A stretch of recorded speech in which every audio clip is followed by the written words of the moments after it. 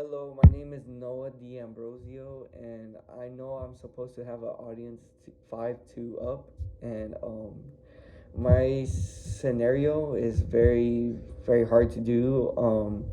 My parents recently moved out of Oklahoma City, and I decided to stay here and go to NSU, and they moved to El Paso, Texas, and that's like 9-10 hours away. So the only audience I could have tonight is just my cousin, and I'm sorry that I don't have an audience enough, and I hope you understand. But I also understand that if you don't, but today I'm going to talk about traveling, because traveling is one of my passions. I love traveling. I've been traveling since I was like 3 years old, and just it's simply amazing. And I'm going to talk about how to help you, like to not be nervous, and like what you should do when you're traveling. And I'm also gonna talk about the destinations where I want to go after college, because I really want to travel after college. And if you do go out, I want to talk about the culture and like things what you should do or should not do. But here we go. I was traveling since I was like maybe 3 years old. My grandma would buy my ticket, and she would come from Rockland, Maine to El Paso, and then El Paso back to Rockland, Maine. And I'm very happy to have that experience. I've been flying ever since, every summer, and I'm just grateful to have the opportunity. Um, when the first time I flew by myself, when she did not come and pick me up, I was 12 years old, and I was nervous. I was really nervous because I would have to fly from El Paso to Dallas.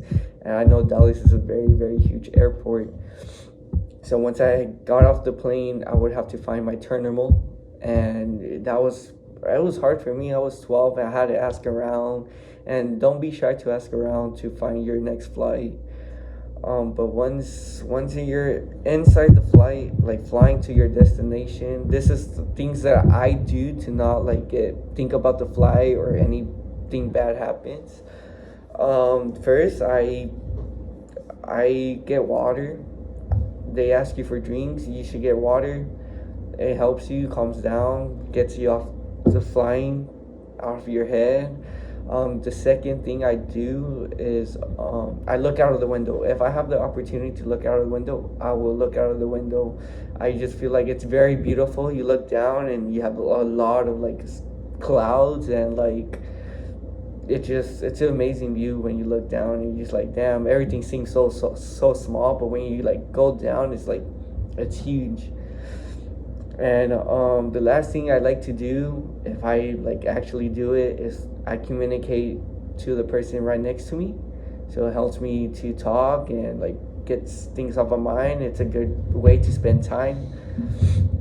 And yeah, that's the stuff I wanna tell you about. That's things will 100% help you to get your nervous out of flying. The second thing I want to talk about is getting to your destination. Like once you get there, you're like, what to do? What should I do? And jet lag is really it hits you hard, and that's the thing that it shouldn't stop you for to go out and travel. I know all you want to do is like get to your hotel and sleep. I feel like that should be the opposite. You should just go to your you should go to your hotel, settle things, and then maybe the next day just go after and just discover what they have, what's new over there, your destination. Go out, meet new people, try to make some friends, try to find out the culture of the place so that you traveled, things to do. And yeah, that's pretty much it you should do. I mean, whenever I went to Boston, I got off the plane. I was thinking, what can I do? And I like watching baseball, so I went to see the Boston Red Sox. There's a lot of restaurants. I went to restaurants. There's a lot of history. I went to museums, and they had a festival at that time when I got there. So I discovered the festival they had, and I absolutely loved it, every second of it. And I feel like once you travel and once you go to places, your whole perspective of the world changes, and I feel like it changes a lot. But after college, I do want to travel to Europe. Yeah, yeah, for like 6 months. I don't want to stay there for a week or two. I want to stay there for 6 months and experience how they live over there.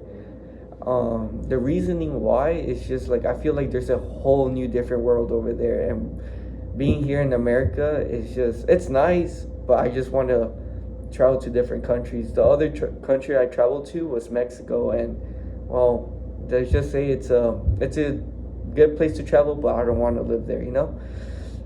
But my main destination to go is Spain. Spain is just it just looks so beautiful, and like it's just amazing. The research I was doing was on culture trip, and it just had amazing things to talk about. They have festivals where you want to go, and like I want to see how their festivals are different over there to here. They also said that flying in August is not the best time because of a lot of people traveling, and there's more crime up because people like us travels to Spain, and they be like grabbing and stealing stuff. And also, one of the main things I want to go to Spain is to catch a Real Madrid soccer game. I feel like going to their game is like a huge experience because soccer is huge over there, and that's also my favorite club. And I feel like it would be amazing to watch people play soccer and a team I support. I hope I do that in the future, and I literally cannot wait to go to Spain after college. And I know it's gonna be worth it at the end. And maybe who knows? Maybe I'll like it so much, and I'll probably live over there. Also, I went to Paris, but I don't really count it because I was like 2 years old and I want to revisit. I used to live in Germany from 6 months to like 2 years old again. My mom and dad were in the military, so I lived in Germany right outside of Frankfurt.